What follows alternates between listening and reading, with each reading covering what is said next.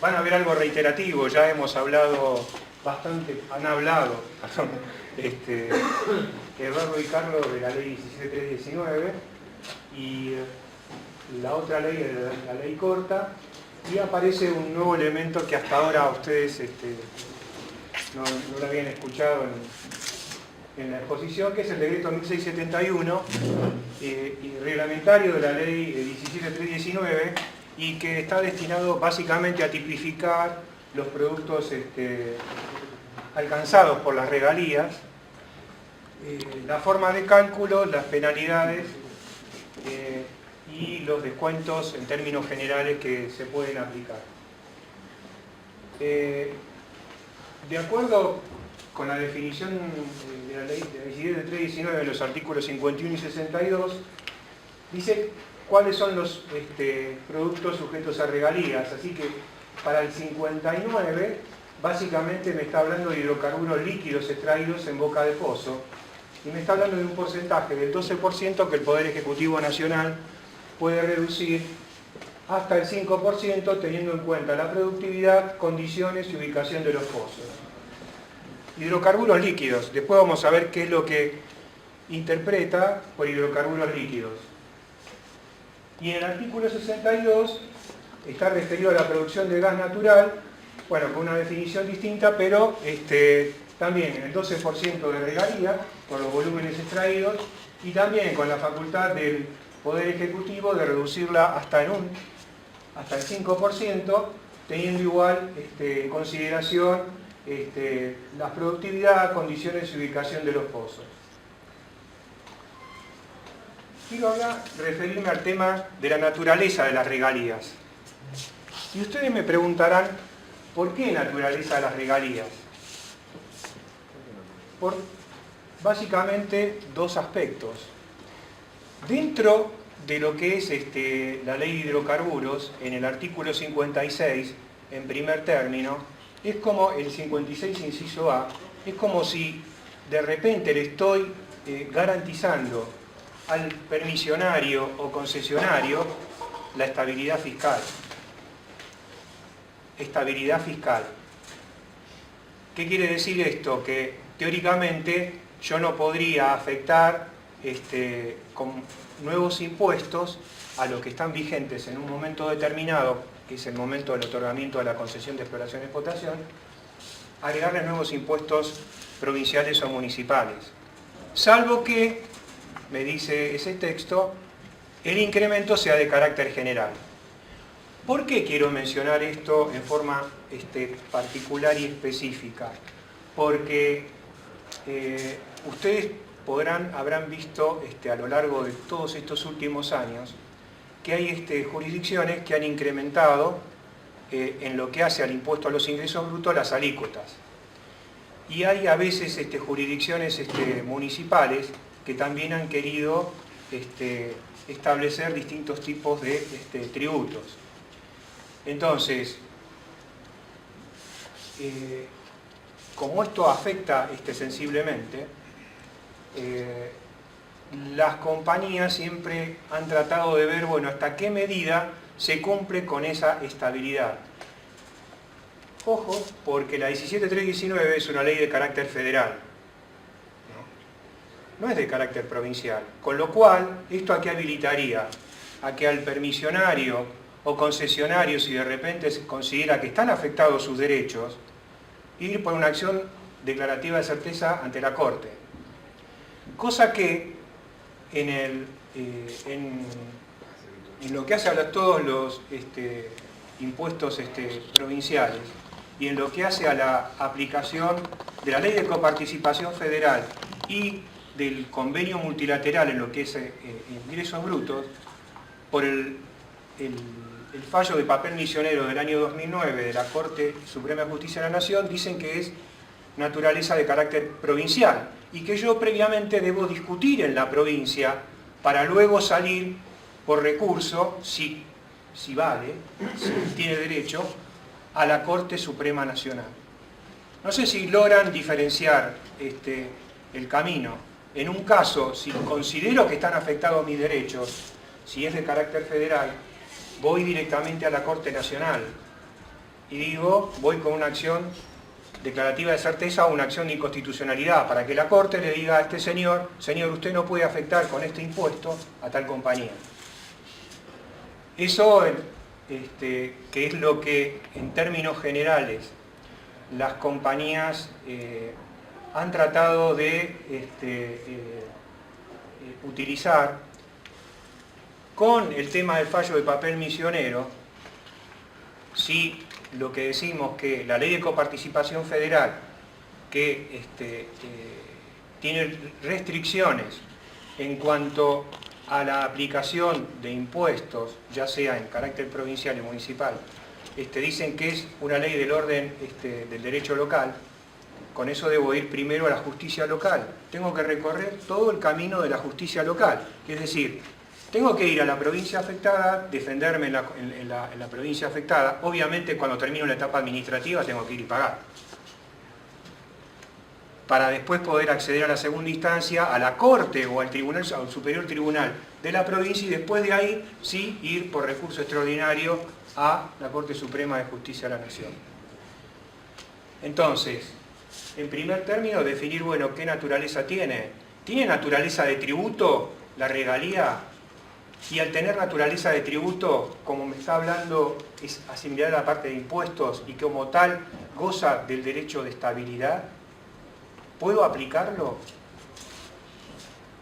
Lo otro que me está afectando, el otro impuesto que me está afectando sustancialmente, es el impuesto sobre los ingresos brutos. ¿Por qué digo me afecta el impuesto sobre los ingresos brutos?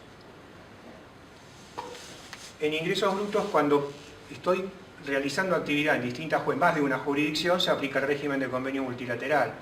El régimen de convenio multilateral tiene una serie de conceptos que yo debo prorratear, tiene un mecanismo un tanto complejo de asignación de la materia imponible a cada provincia, donde me va a decir que el 50% distribuirlo en función de los ingresos que yo tuve en esa provincia y el otro 50% en función de los gastos computables. Dentro de los gastos que no son computables y que menciona específicamente el convenio, habla de impuestos, tasas, contribuciones y otros de carácter tributario.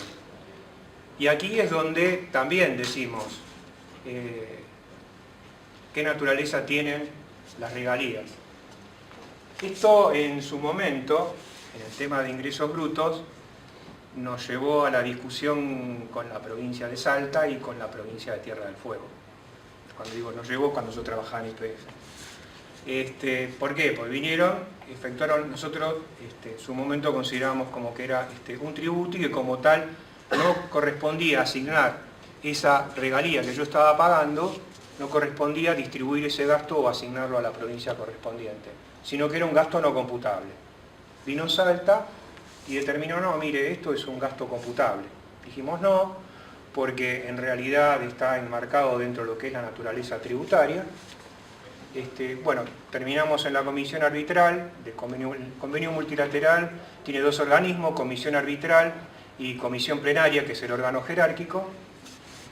Perdimos en la comisión arbitral y también se perdió en la comisión plenaria. Mientras estábamos discutiendo el tema Salta, apareció también Tierra del Fuego, con el mismo razonamiento. Entonces, también, como todavía no había una decisión, si bien estaba encaminada la decisión para la resolución de la comisión arbitral, fuimos a la comisión arbitral. Aquí que en el interín, entre que salió la resolución de Salta y dijeron las regalías son computables, está saliendo la resolución de la comisión plenaria donde ratifica esa decisión de la comisión arbitral, pero sale un fallo de la comisión arbitral referido al tema de Tierra del Fuego y dice no son computables. Bueno, muchachos, pónganse de acuerdo, porque además el otro argumento que la compañía sostenía era que si bien no era un tributo, podía ser considerado como una participación, como pago de materia prima, y las materias primas no son computables, los costos de materia prima tampoco son computables. Bueno, para hacerla corta, la historia se perdió en la comisión plenaria, con un fallo muy ajustado, no sé si fue 12 a 11 o 12 a 10. Lo cierto es que, bueno, quedó desde ese punto de vista en el tema de ingresos brutos para la comisión arbitral como que las regalías son computables. En algún aspecto, si se trata de las regalías de gas, sí pueden llegar a incrementar el porcentaje atribuible a la jurisdicción. ¿Por qué? Porque la producción de petróleo crudo y gas tiene una forma específica de atribución que es según sea el lugar de origen. Entonces atribuyo 85% a la jurisdicción productora y un 15% lo distribuyo entre el resto de las provincias en las cuales yo tengo actividad.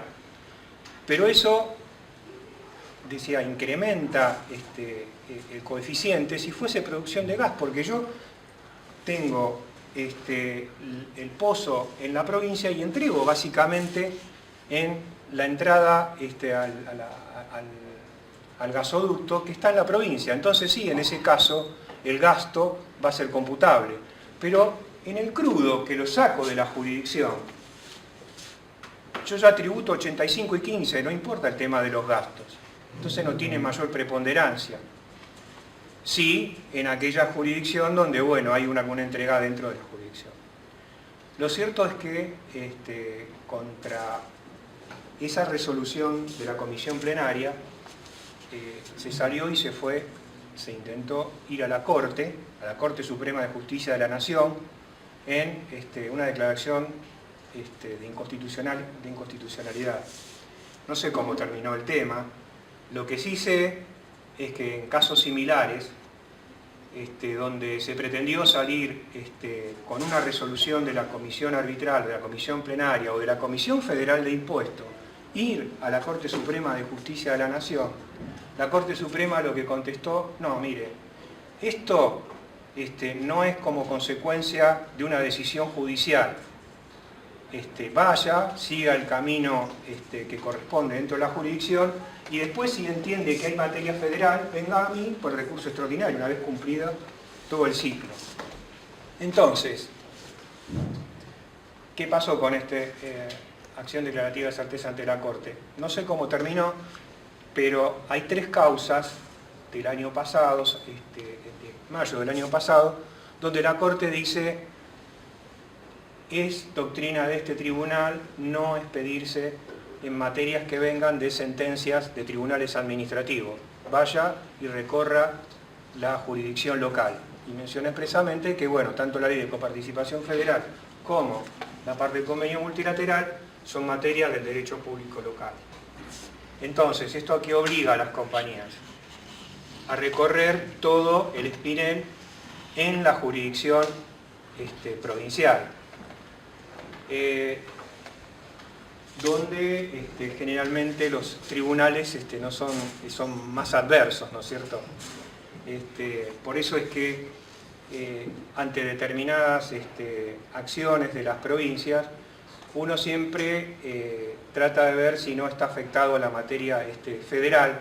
Si está afectada a la materia federal, se va a intentar recurrir por la vía más rápida, ya sea para obtener una medida cautelar para frenar el accionar de la provincia o incluso, obviamente, obtener una resolución favorable a la posición de la compañía.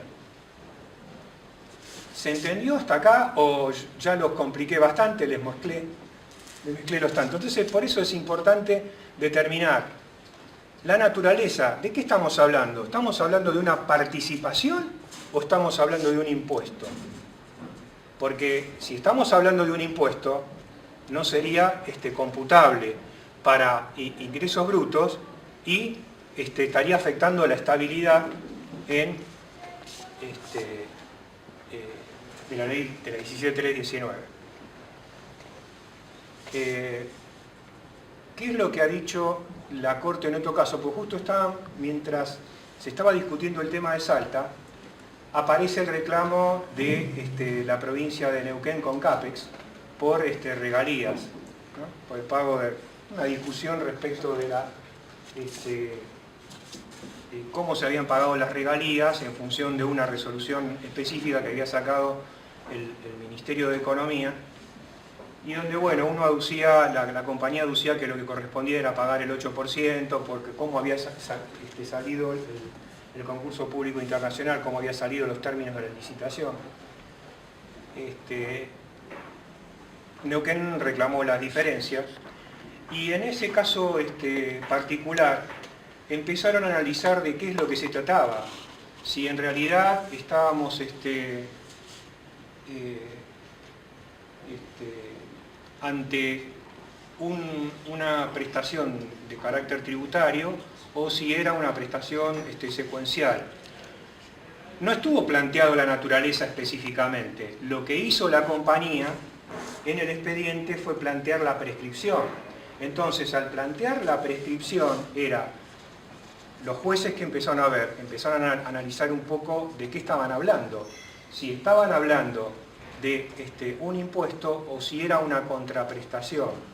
Y por fallo dividido en la Corte Suprema de 4-3, creo que los tres que votaron en disidencia fueron el presidente, Lorenzetti, Petracci y Argibay. Y los otros 4, que ahí dijeron que se trataba, esos 3 decían que se trataba de un impuesto, o que cabría el término de la prescripción de la ley 11.805, creo que es. La decenal, exactamente. Y lo que privó fue el criterio de la mayoría, que dijeron no, es un detracto sucesivo y esto prescriben a los 5 años. Esto va en línea con el fallo Filcrosa en cuanto a la prescripción de las obligaciones, ¿no es cierto? En Filcrosa, que era un reclamo de la Municipalidad de Avellaneda, bueno, lo que dijeron específicamente que por tratarse de prestaciones sucesivas, para que no se transforme eso en una carga excesiva, la prescripción es por periodo de 5 años. Ustedes saben que ahora se está modificando el Código Civil, se están modificando los 2 códigos, civil y comercial.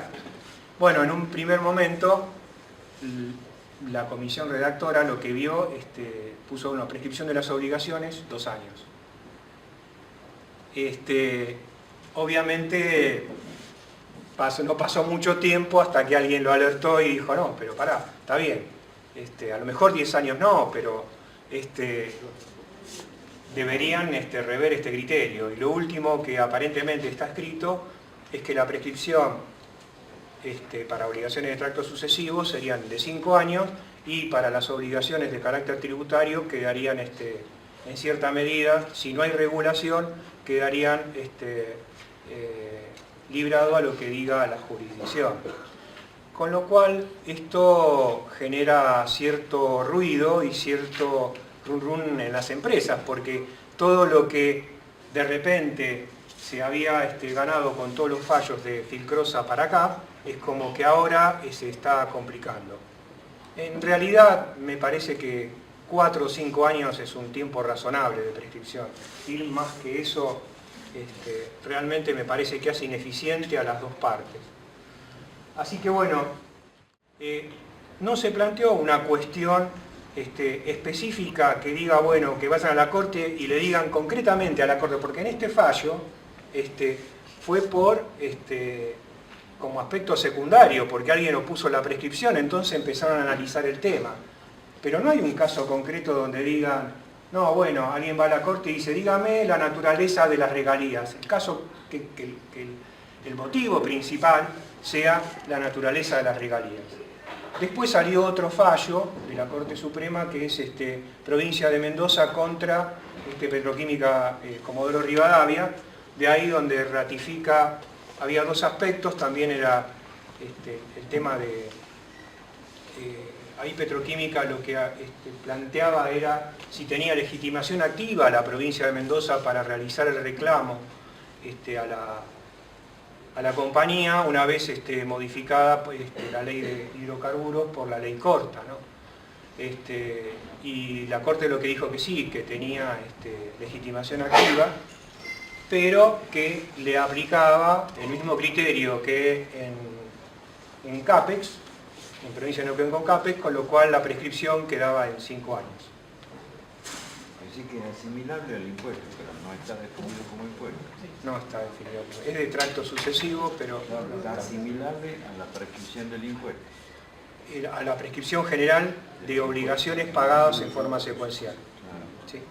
Pero aparte los impuestos también tienen los impositivos. Sí, lo que ocurre es que a nivel nacional tiene una prescripción, si agarramos la legislación nacional, todos los impuestos nacionales prescriben a los 5 años. Pero si agarramos los impuestos provinciales, no todos tienen prescripción de 5 años. Muchos, y es lo que ha generado toda esta controversia, tienen prescripción de 10 años. En los últimos fallos, al principio los tribunales superiores de provincia eran renuentes a aceptar el término de 5 años. Después comenzó la provincia de Buenos Aires a decir, sí, ok, esto va en 5 años. Después Córdoba, y así sucesivamente. Pero digamos que siempre existió la duda, si son 5 o si son 10. A partir del FICROSA es que como la secuencia de fallos es como que respetaron los 5 años. Y ahora se genera todo este ruido como consecuencia de la modificación del Código de Comercio y del Código Civil. Porque acá lo que estaban aplicando básicamente para los 5 años es el artículo 4027 del Código Civil. Bueno, por eso la naturaleza de las regalías, y bueno, esto como les decía también tiene su impacto en el tema de impuestos sobre los ingresos brutos por gastos computables o no computables. Definición de los productos afectados. Porque la ley lo que me habla de hidrocarburos líquidos. Lo que hace la definición de cuáles son los productos afectados al pago de regalías es el decreto 1671. Y me dice petróleo crudo y hidrocarburos extraídos del subsuelo que mantienen estado líquido a presión de 760 y temperatura de 15,6. Y la gasolina. Aquello recuperado del gas natural en separadores de proceso de elaboración o tratamiento en plantas especiales, que se estabilizan a determinada temperatura.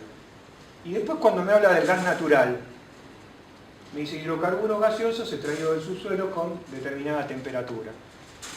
Pero habla de gas natural, no habla de GLP, de gas líquido de petróleo. Que esa fue una de las controversias que se han venido generando con las provincias en lo que hace al pago de las regalías, ¿no? Entonces, lo que se asimila es que corresponde el pago por el GLP, pero corresponde pagar conforme al precio del gas natural, al precio promedio de cuenca, de la cuenca de la cual proviene, de donde se extrae el GLP. Pero se paga en función del precio del gas natural. Y lo mismo ocurre cuando, en su momento, existían exportaciones. Se pagaba el valor de exportación del gas natural. O se paga el valor de exportación del gas natural. Esto que se lo digo así, sencillito, hablado, esto originó un lío de aquellos, particularmente a partir del año 2001, cuando se rompe ese status quo en lo que hace a al tema de la convertibilidad, y ahora como vamos a ver, todas las deducciones que existían para el gas están todas tarifadas en valor de dólar. Sin embargo, después quedaron especificadas, estos mismos valores en dólares se toman a valores de pesos, porque bueno, el gas fue decretado servicio público, y que como tal le aplicaba la ley de emergencia, la 25.561. ¿Hasta aquí estamos? Bueno, vamos a ver lo que se define como producción computable. Esta es una primera parte porque después comienzan a ver todas las deducciones que son relevantes y que generalmente ustedes las conocen todas, o al menos la gente de la Dirección de Hidrocarburos las conoce. Bueno, ¿qué es lo que me define el decreto como producción computable para hidrocarburos líquidos? Ahí sería lo mismo para el petróleo o como la gasolina. Con un comentario: si la gasolina es vendida individualmente, lo que tengo que considerar es el precio de la gasolina, el precio de esa gasolina. Si la gasolina se vende mezclada con el crudo, por lo que saco, lo que toco en el crudo para aligerar el crudo, va con el precio del crudo. ¿Qué me dice? La que resulta deducir de la producción total de acuerdo a las normas que fija la autoridad de aplicación, el agua de impureza que contenga el hidrocarburo extraído. Recuerden que el hidrocarburo, para estar en condiciones comerciales y poder comercializarse, lo que me dispone el 17.319 que tiene que tener menos del 1% de contenido de agua, ¿no? Y después dice el volumen cuyo uso sea justificadamente necesario para el desarrollo de las explotaciones y exploraciones de cualquiera de las áreas en que el concesionario fuere titular. Es decir, todo aquello, el crudo o el gas, el crudo que yo estoy utilizando para extraer en distintas áreas que utilizan la parte operativa, eso lo tengo que deducir de la producción computable. Es decir, producción total de crudo y de eso lo que yo destino a la producción de mis yacimientos. Y después el volumen de las pérdidas producidas por caso fortuito o fuerza mayor, acá debidamente comprobadas, ¿no? Comprobadas y aceptadas por la autoridad de aplicación, ocurrida durante la extracción o traslado de los hidrocarburos hasta el lugar de la medición. Es decir, en este caso yo debería tener algún tipo de documentación respaldatoria respecto de, bueno, que se ha producido un siniestro o que ha habido alguna pérdida importante con... hay distintas formas de poder probar esto, ¿no es cierto? Las denuncias ante la autoridad que corresponda, las acciones para la remediación que se hayan podido tomar para el caso de pérdidas importantes. Eso va a formar parte de toda la prueba que va a tener que armar el concesionario para justificar que de la producción computable está restando ese volumen de hidrocarburos.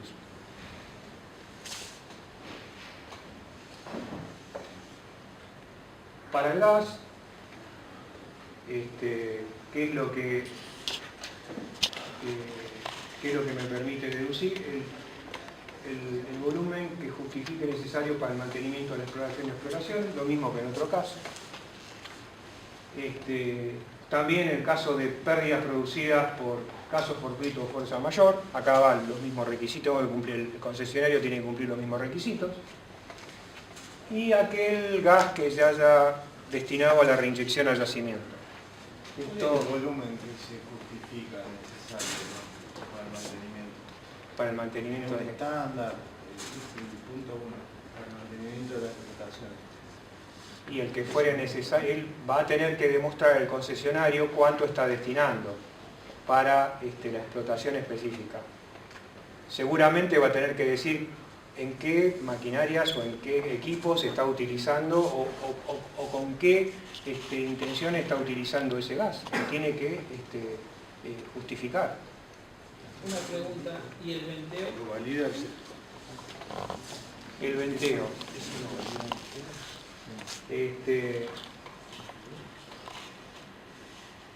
En la medida en que Porque por casos fortuitos... el venteo no es, depende de qué situación sea, ¿no? Depende de qué situación sea. Eso lo tendrá que justificar. En algún caso lo va a justificar como necesario y en otro caso no va a tener justificación. Entonces ahí hay un problema. Perdón, ¿está retenido el gas de transporte que utiliza la transportadora? El RTP lo va a tener que declarar como en la parte, lo va a tener que pagar. ¿El cargador y el distribuidor y el transportador o solamente uno? No, el que lo va a pagar es el RTP que corresponda al productor. Acá el que paga las regalías es el productor. Y la parte impositiva provincial respecto del ingreso bruto sobre el gas retenido, para que utiliza ya, que le da el cargador para que el distribuidor pueda transportarlo de acá hasta el lugar donde lo carga, hasta la provincia de Buenos Aires o a alguna otra. Técnicamente, no sé, a partir de lo que me dice el contador, no sería una regalía, quizás solo No. lo vigente de No, es una regalía porque... No, el que paga las regalías es el productor, no tiene nada que ver ni el transportador. El que paga la regalía, que está obligado al pago por el gas retenido, que a veces se retiene en planta, que es el RTP, que en definitiva puede ocurrir con el GLP, que se retiene, tiene que pagar la regalía de gas sobre eso.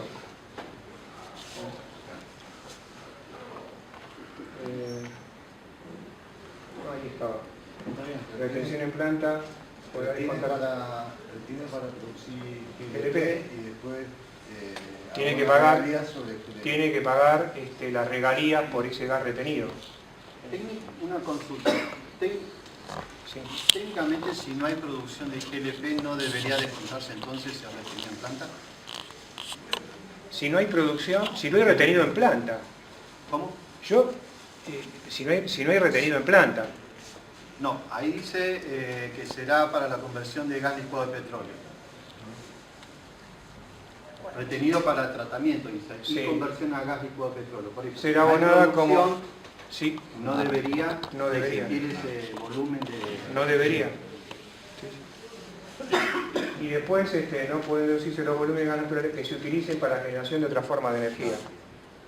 Porque yo puedo utilizar el gas para la generación de energía muchas veces. Entonces, eso no sería deducible. Lo voy a tener que considerar dentro de la producción computable.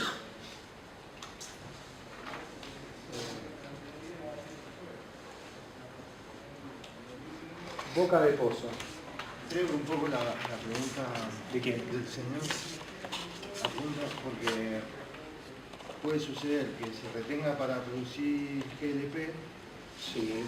se deduce como para... No Se deduce del gas natural y lo pago como GLP. No, para En definitiva. deducirlo para producir GLP y después nunca pagar regalías por GLP. ¿Puede pasar eso? No sería correcto. No sería correcto. ¿Que puede pasar? Puede pasar. Si no lo controlo adecuadamente, puede pasar. Pero yo, si hay una retención, para que es raro que alguien diga que voy a retener, que tengo retenido en planta, y diga que después no voy a tener GLP. Es lo que yo debiera controlar.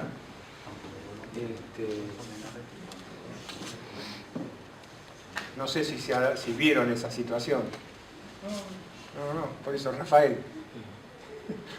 No, me extraña la pregunta. Acá en Total Austral acá pasa eso. O sea, ellos hay una merma en la producción directamente cero. Si bien los volúmenes han mermado también, los retenido en planta, pero sí existen volúmenes que se descuentan en la regalía. Yo por eso le preguntaba a usted como para estar seguro de lo que uno A ver, piensa. ellos descuentan Sí, volúmenes de las regalías. sí. De las deducciones, la producción computable menos las deducciones, ahí está retenido en planta y ahí existen volúmenes de retención. Y ellos Son pagan... menores.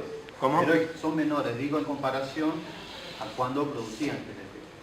Sí, pues ellos ahora no producen GLP porque es antieconómico para ellos. Sí, hay un cierre de Sé que ellos tienen una planta de tratamiento de GLP bastante importante, ¿no? Sí, era el mayor productor de Argentina. Sí. Está en Tierra del Fuego, ¿no? Sí, en Tierra del Fuego. Sí, tiene una planta muy importante. Y ellos que no producen ahora GLP. Desde el año pasado. ¿Cómo? Desde el año pasado se no produce. Y ellos no producen y deducen. Y tienen un volumen de retenimiento. ¿Y cuál es la justificación? Es decir, el retenido en planta... Hasta ahora no hemos tenido razón.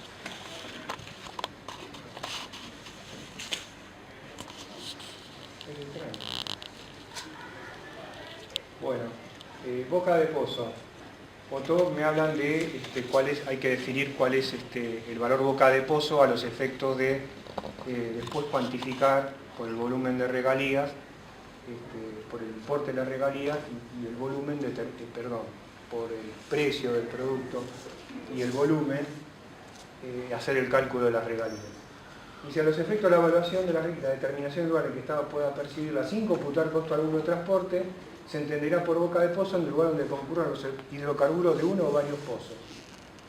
Conforme a la unidad de explotación, caracterizada por la calidad similar de su producción, donde se pueden efectuar las mediciones y condiciones técnicas que determina la autoridad de aplicación. Y el lugar de medición de la producción computable tenemos para el petróleo crudo en boca de pozo y de la gasolina y condensado a la salida de los separadores, siempre que no se incorporen al petróleo crudo. Habíamos dicho que la gasolina se podía incorporar o bien se podía vender por separado. Y el gas natural, donde puede efectuarse la medición de los volúmenes producidos luego de la extracción de la gasolina. Es decir, el lugar donde han fijado como medición. La autoridad de aplicar, supuestamente esto se tiene que poner de acuerdo donde se va a efectuar. Y eso figurará en el contrato, ¿no? ¿Cómo? Tiene que figurar en el contrato. No sé si necesariamente figura en el contrato. Esto lo pueden acordar con la autoridad de aplicación, decir, bueno, ¿dónde va a ser el lugar de medición? O directamente por lo que dice el decreto. No, por esto por lo que dice, esto es letra del decreto, con lo cual deben cumplir con este tipo de... Deben fijar o deben ponerse como un acuerdo con la autoridad de aplicación para decir, bueno, dónde va a ser la medición, o debe sugerir dónde se va a hacer la autoridad de aplicación, dónde se va a hacer esa medición. La empresa, el concesionario debe sugerirle y después dirá, no, mira, acá no quiero que lo hagas, hacelo, entrarán a conversar el tema. Pero eso tiene que estar definido, ¿no, verdad? En algún momento lo tienen que definir, o bien está en el contrato. Lo que ocurre es que todo esto probablemente en una negociación nueva probablemente pueda ser incorporado, pero las concesiones vienen de varios años atrás. Entonces puede ser de que este lugar no estuviese definido específicamente en el convenio o en la concesión otorgada. Puede ser que sí.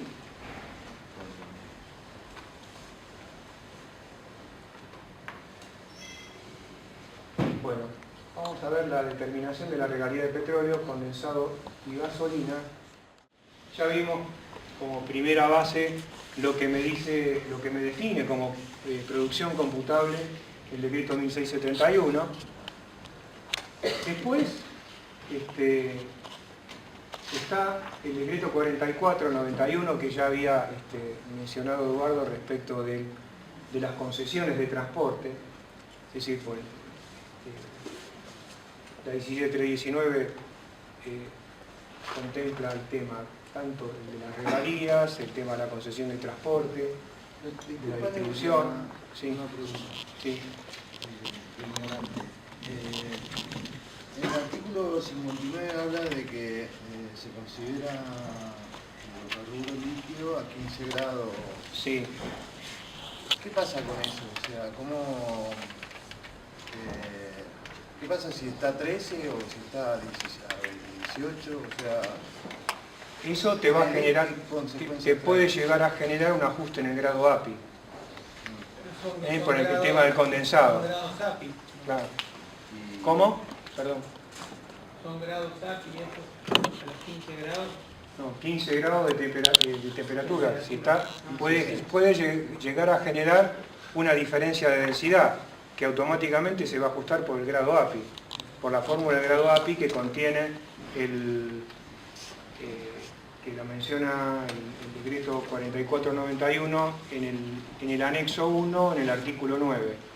Después vamos a ver la fórmula, si bien no es, la fórmula que yo expresé aquí es un poco más reducida de la que contempla el anexo. Me parece que es más fácil. ¿Me puede disminuir la producción computable o no, según a qué temperatura fue o no? No, el grado API no. Lo que me va a ajustar, el grado API, es el precio de venta. Claro, la temperatura tiene que ver con la expansión o disminución del volumen. Entonces se uniforma en una temperatura. Sí. Y el grado API con el grado de viscosidad. El grado de viscosidad. Entonces, como hay distintos grados API, se uniforma en uno. Dice, lo que extraigas lo uniformás en un grado API para que sea uniforme la tributación. Pues yo tengo el grado API el de producción y después tengo el de venta, que va desde cuando sale de la planta de almacenaje de tanque, se mide y después cuando entra al oleoducto y cuando se vende cuando se transfiere al tercero. Entonces, a ver si la tengo. Ahora yo digo, tiene que ver esa temperatura, no sé, API o no API, pero digo, La temperatura es una tiene que ver con la cosa producción. La ¿Puede dar más producción o menos producción los medidores? A eso me refiero en relación a la temperatura. temperatura, a Sí, mayor el temperatura líquido aumenta el volumen. volumen. Entonces, a vos te va a dar mayor producción. Entonces, en realidad, buscas Sí. un grado de temperatura en que todo el volumen es estándar. Se estandariza, que es a 15 grados Celsius. ¿Se entiende? ¿Sí? Sí, vamos a ver.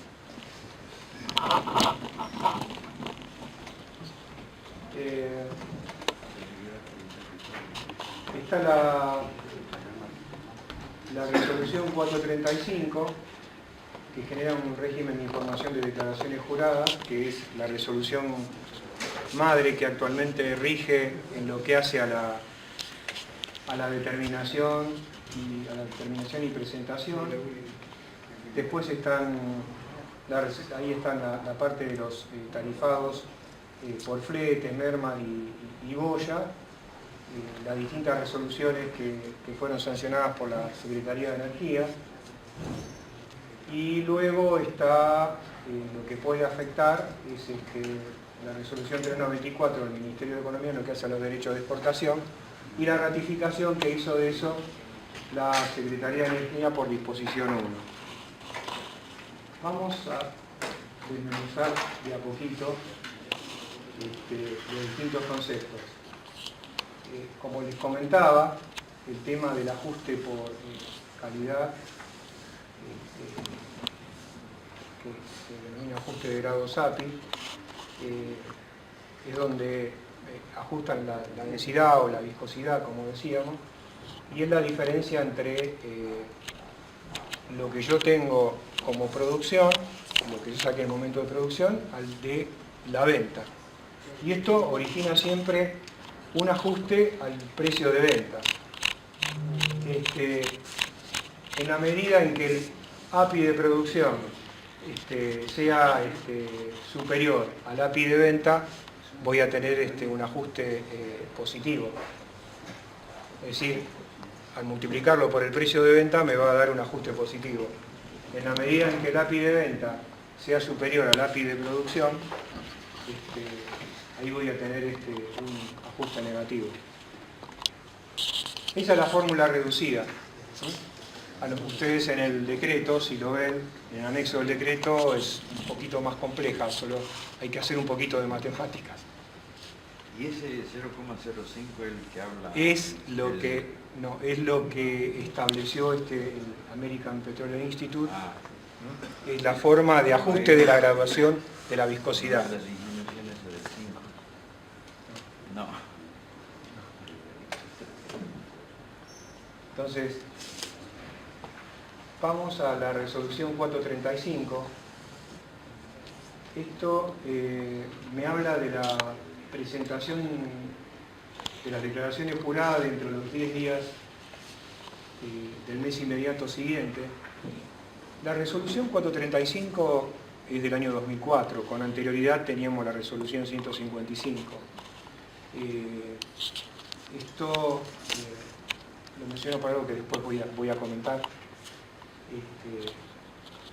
Y es la que regula todas las formalidades que hacen a la presentación de las regalías para los hidrocarburos líquidos. Básicamente lo que se tienen son 3 anexos,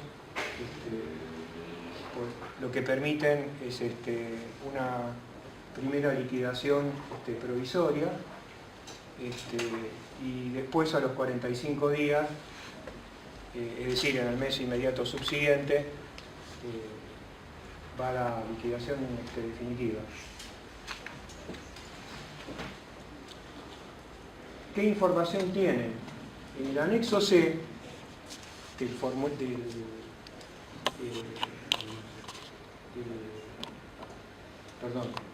formulario C del anexo, ahí está mal expresado, es donde yo tengo que hacer la discriminación de todas mis ventas.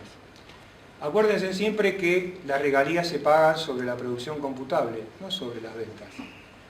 Y si no tuve ventas, lo que voy a utilizar es el valor de la regalía del mes inmediato siguiente o del que se disponga.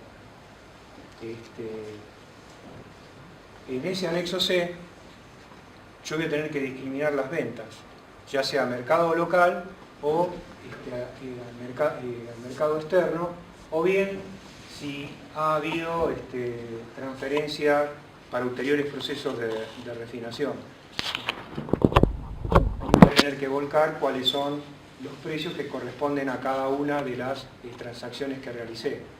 Y eso, y en lo que hace a destinos para ulteriores procesos de refinación, obviamente me voy a tener que poner de acuerdo con la autoridad de aplicación para determinar, bueno, cuál es el valor al cual yo voy a transferir a mi refinería, si hay una transferencia a refinería. A mi entender, ese anexo es lo más importante que tenemos dentro de una declaración jurada, porque de repente de ahí me va a sacar el precio promedio computable que me va a servir para determinar cuál es ese, voy a tener todos los precios, perdón, para poder determinar cuál es el precio promedio computable, es decir, del total de los pesos sobre el volumen vendido me va a dar ese precio promedio. Y ese precio promedio es lo que después va a ser ajustado por el valor del flete, entiéndase por valor del flete, que comprende, bueno, la merma, la boya, merma y almacenaje. Al menos está expresado de esa forma, ¿no? Es decir, voy a tener precio promedio menos flete, que comprende todos estos conceptos, y me va a dar el valor boca de pozo. O sea que lo importa, me parece que a los efectos de la liquidación de la regalía, si bien tengo que controlar todos los otros conceptos que hacen a las deducciones, como es el valor del flete por el trayecto que tengo asignado, el valor del almacenaje, de la boya, que en realidad tendría que hacer la verificación de la documentación respectiva, o la compañía tendría que hacer la deducción en función a la documentación respectiva. Son elementos que ya están básicamente ya preestablecidos en la resolución. Entonces, me parece que las compañías, estamos hablando de un nivel de compañía que es muy raro que se vayan a equivocar en el tema del flete, que vayan a tomar un flete que no corresponda al trayecto, al menos que se trate de un oleoducto que aún no esté tarifado, es decir, que la compañía esté en vías de lograr la autorización de ese trayecto para poder obtener la concesión y decir, bueno, este es el valor. Con lo cual, vuelvo a insistir, me parece que lo más importante dentro de la declaración es verificar los valores que están expresando las compañías en ese anexo C, porque ahí tengo el precio total de la transferencia. Con esos elementos puedo determinar razonablemente el precio total y después le aplicaré los descuentos que en mayor o menor medida veré si alguna vez los verifico, si no los verifico, si me suenan que son razonables. En algunos podré llegar a cuestionarlos, por ejemplo cuando no tengo el oleoducto tarifado, que lo determina la compañía en función, creo que tiene un límite máximo de 0,011 dólares por metro cúbico. A veces suele ocurrir de que de repente no tengo el oleoducto tarifado y utilizo algún oleoducto de una dimensión similar dentro de la misma provincia. En algún momento recuerdo que lo habíamos aplicado cuando estábamos liquidando Mendoza, ¿no? Había un oleoducto tarifado en Mendoza y otro que no se tenía tarifado y que era de una dimensión similar, entonces se tomó ese tipo de descuento.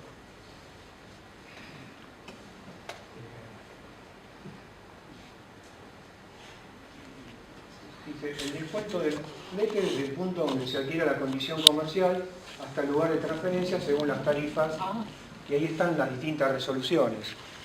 En las dos últimas no se modificaron todas las tarifas de la 5 del 2004.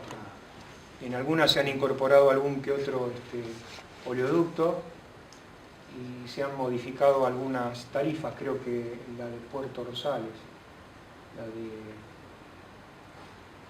la que va a Puerto Rosales. En el primer punto donde dice flete desde el punto donde se adquiere la condición comercial, ¿es la empresa la que tiene que demostrar que está en punto comercial, en condición comercial? Se supone que cuando yo ingreso el producto al oleoducto está en condición comercial. Se supone. Se supone. Por ahí autoridad de supone. aplicación podríamos exigir. Podría que exigirle, bueno, esperá, yo quiero ver si eso es realmente así. Pero se supone que cuando yo lo inyecto, tiene que cumplir con la... Y la empresa estaría obligada en demostrarme Bueno, a través de análisis que realmente está en condición comercial, porque en realidad, acuérdense que no puede tener más de 1% de agua y de sal es 0,1% por metro cúbico. Entonces, si no, es como que de repente no estaría obrando de buena fe, no solamente contra la provincia, sino contra el cliente, me parece, y contra el transportador. Porque después se devienen todos los otros ajustes. Pero sí, podría la autoridad de aplicación decir, bueno, queremos verificar esto, con las salvedades de quién es la autoridad de aplicación. Si va a tener que ser un pedido de la provincia o va a tener que ser un pedido de la Secretaría de Energía, ¿no? De la Nación. Entonces ahí entramos a hablar un poquito del tema de jurisdicción, ¿no? No de dominio, sino de jurisdicción. Que por eso es un tema un poco árido, esto de quién es... Porque en este caso estamos hablando dentro de la provincia, desde luego, ¿no? Sí, sí, pero no obstante ello, la compañía puede llegar a hacer algún tipo de observación. No, mira, esto realmente no corresponde. Esta es obligación mía, la tengo que asumir así y es responsabilidad mía respecto de mi cliente. Yo creo que eso no sería una respuesta adecuada. Digamos que nos descuenta a la realidad de la provincia. Sí, pero... Entonces es parte interesada la provincia. Sí, lo que ocurre es que la tarifa de flete es fácilmente comprobable. No veo... ¿Por qué quiere determinar la condición comercial? Es un descuento de una tarifa de flete y de un flete tarifado. Hay algo que yo no estoy viendo, discúlpenme. No, por ahí la pregunta puede ser por el tema de transporte. Lo que pasa es que acá nosotros hicimos una observación a una empresa que mueve desde su yacimiento hasta la terminal, donde despacha el crudo a buques, entonces hace el despacho, digamos, ese transporte en camiones. Ah, que ahí no está tarifado. Entonces, Claro. Pero ahí me tiene que aportar, ahí me debe estar Sí, descontando, contrato- me descuenta el flete del camión. Del flete, etcétera. El flete del camión me descuenta ahí. Sí. Entonces, pero bueno, yo tengo que pedirle la factura del flete. Si tengo duda, Pero es válido también por ahí pedir, a ver, comprobame que está también en condición comercial y no que a lo mejor el petróleo sea tratado en la terminal de Claro. almacenamiento y tratamiento y luego de ahí de la terminal va a... En la terminal misma está la monoboya, bueno, para... y sale. Sí. Y claro, y ellos se ganan el descuento. El flete Claro. sería de la boca de pozo, Es que ahí de es donde- batería a la terminal. Lo que se Está está bien. descontando. Y bueno, Ahí es, de ahí surge la no, pregunta. está bien. Sí, los casos de la realidad a veces superan un poquito la imaginación que uno puede tener al respecto. Sí, tal vez habría que pedirle eso y ver cómo reacciona la compañía, ¿no? Yo creo que no debiera tener Muy problema. bien, nada, ¿No? Y no. Dijeron que no, vayan a la autoridad. ¿Qué le dijeron? Que vayan a la Secretaría de Energía. El problema es que cuando llegaba,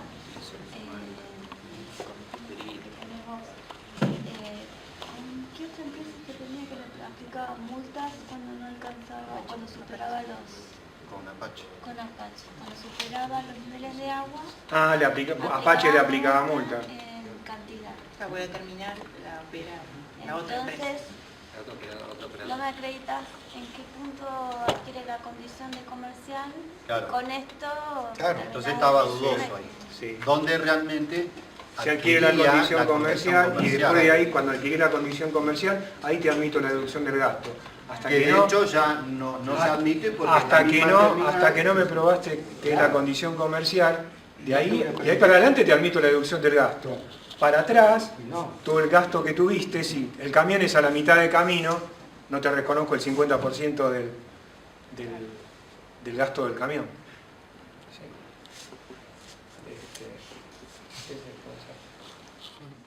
Al tema del uso de boya, en el decreto, creo que es decreto 44, que habla sobre transporte, Sí. habla sobre el uso, propiamente la palabra el uso de la boya. Sí.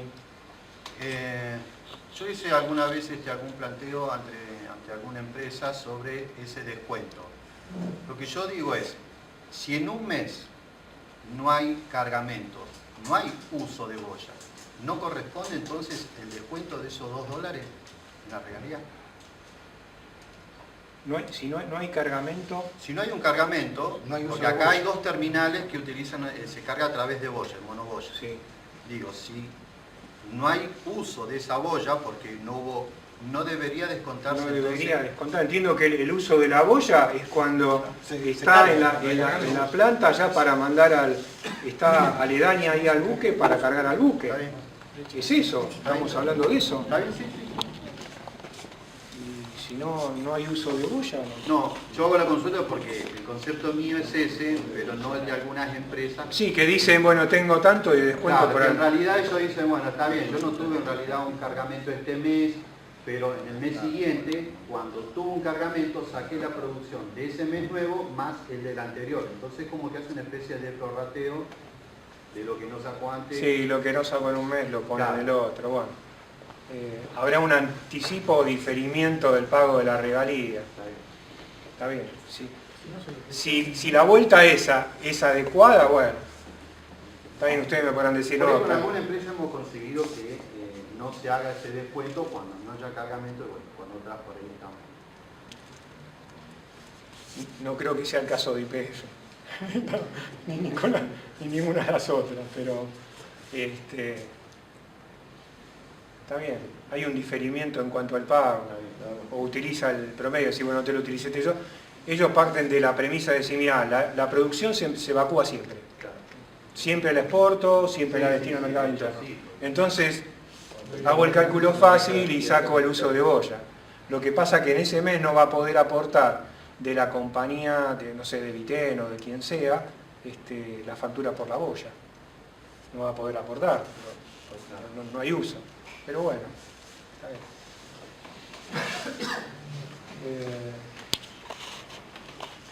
Ahí está el tema de los fletes no tarifados, productos no tarifados, era el 0011 por metro cúbico y por kilómetro. Y el flete con camiones, bueno, acá es lo más complicado, el tema de fletes por camiones es difícil eso, entonces ahí sí, muchas veces nos hemos fastidiado el IPF por el tema de la exigencia de las facturas, a lo mejor, porque uno a lo mejor tiene una contratación general y de repente no va solamente para la compañía de transportes o de camiones, no lo utilizan para determinado yacimiento, sino que para todos, ¿no? Claro, Y sí, entonces porque hay tiene una... movimientos internos Claro, también. entonces a lo mejor es un poco más difícil. Pero bueno, está bien, uno trata en la medida de lo posible de hacer la identificación. Lo que pasa que no es fácil a veces hacer la identificación cuando se tiene un contrato genérico. Es fácil cuando estamos hablando acá y digo sí, porque el camión me fue de acá hasta allá, pero Si hay un contrato genérico que involucra distintas localidades, ¿cómo es el tema? Claro, claro. ¿Y a qué se, disculpe la ignorancia, a qué se refiere el almacenaje y la boya? ¿Cómo? ¿A qué se refiere a los conceptos de eso que dice ahí? Yo desconozco, por eso le No, pregunto. no, la boya es la utilización y el almacenaje antes de yo mandarla para el buque.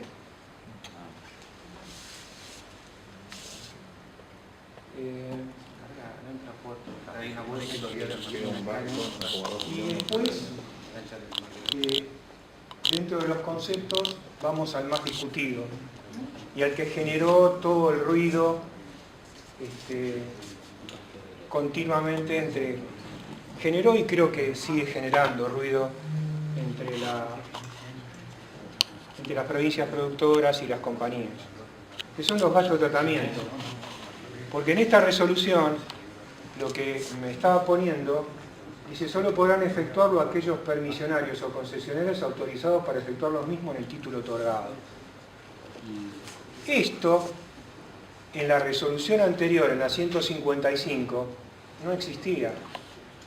Convengamos que la mayoría de las empresas y casi todos han aceptado pacíficamente este tema del límite del 1%. Pero si antes no estaba obligado a que esté en el título de propiedad y me permitía deducir hasta el 3%, y en un momento era el 4%, y antes del año 92, 93 era el 6%, está bien, me puede decir, Paquito, pará, antes te deducías el 6%, ¿cómo es que ahora antes te deducías el 6% hasta el 1%? Eso fue motivo de creación de comisiones, de discusión entre las compañías y las distintas provincias, ¿no? Pues básicamente está hablando de los gastos de tratamiento del producto, del petróleo. Yo recuerdo como ejemplo una discusión con la provincia de Neuquén donde, bueno, no querían reconocer los gastos de tratamiento de una de las plantas, de uno de los yacimientos, donde se han invertido 3 millones de dólares en la elaboración de una planta de sulfatación. Lo que ocurre es que con el correr de los años la producción del yacimiento mejoró. Entonces, en un momento determinado habían hecho un análisis. Cuando se hace la planta y uno gasta 3 millones de dólares, no lo gasta de puro gusto, ¿no? Lo gasta porque realmente el crudo que sale para ponerse en condiciones de comercialidad, como decíamos, necesita de ese tratamiento. Entonces uno gasta 3 millones de dólares, 3 millones y medio, no me acuerdo bien, y después resulta que con el correr de los años, el fluir de la producción tenía un grado de azufre menor. Entonces hubo una medición de la provincia y ahí se armó todo el lío. Bueno, para hacerla corta, terminó en un acuerdo transaccional. Pero está bien, terminó en un acuerdo transaccional, pero en el interín hubo que amacarse un poquitito con los abogados, ¿no? Como siempre. Entonces, lo que decía en esta resolución me lo limita al 1%. Y creo que las empresas no han querido tener problemas, y creo que en términos generales, no sé cuál es la experiencia de ustedes, están tomando ese máximo del 1% y siempre y cuando esté dentro del título de la concesión. Lo que quiero reflejar acá, eso hay una contradicción con lo que dice el decreto, el artículo 111 del decreto 1757, que me está hablando de gasto de tratamiento, y no dice en ningún momento el decreto, que es una norma de carácter superior a la resolución, que tenga que estar metido en el título de la concesión. Está bien, esto fue como una limitación que ha hecho la Secretaría de Energía a las deducciones por gasto de tratamiento. Pero digamos que es controvertido eso. Si alguien puede venir y de repente se puede plantar y decir, no, mira, la deducción es esta. La realidad es que en términos generales, las empresas no quieren problemas con las provincias. Cuando hay que discutir, lo que hay que discutir son cosas importantes y de peso. Nadie quiere tener una mala relación con el lugar en el cual está ejerciendo la actividad. Puede darse alguna circunstancia, pero en términos generales, no vamos a estar pensando en la picardía de decir, mirá, voy a hacer esto, voy a hacer lo otro para disminuir. Porque además, las mismas auditorías internas que tiene la compañía, porque una cosa es cuando de repente hago la liquidación de regalías, fuera el sector que fuere, porque hay en compañías donde la liquidación de las regalías está a cargo del departamento de impuestos, que esa es la tendencia a lo que van últimamente.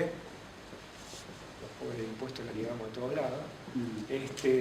O puede haber un departamento de un área de producción que se encargue del tema de las regalías y lo liquiden ellos. A lo mejor tienen un menor expertise en lo que hace al tema de tributación, pero es raro que la compañía de repente quiera tener algún tipo de inconveniente, si no es una cuestión de peso, donde sea notoria, ¿no?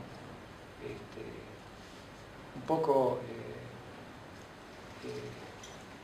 lo que quiero comentar es que no creo que la compañía busque de por sí de repente estar trampeando o haciendo cosas reñidas con la buena costumbre adrede. Desconozco si así fue, ¿no? Generalmente las compañías...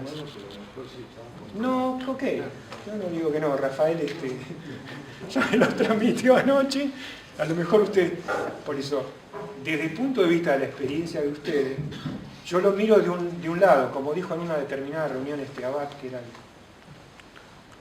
director de la FIP, dice, bueno, ahora van a ver, me acuerdo en una reunión vino, dijo, bueno, ahora van a ver la verdad de la otra mitad, le puso una naranja, y se van a ver la realidad de la otra mitad de la naranja. Tiene razón, uno lo ve de un lado y el otro lo ve del otro lado. Entonces hay cosas que uno a veces la desconoce. Y por eso, no porque la desconocen, por lo mejor no ha tenido la oportunidad de que se presente ese tipo de situación. Pero digamos que, no quiero con esto defender a las empresas, ni mucho menos, pero es raro de que se trate de falsear algún tipo de información.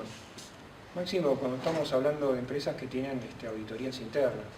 Y si yo, desde el punto de vista de impuestos, soy el vivillo que quiero decir, bueno, está bien, mira, esto lo corro así, porque a mí se me canta, porque no me gusta la cara de Rafael y a esto no le voy a pagar así. Me viene la auditoría interna.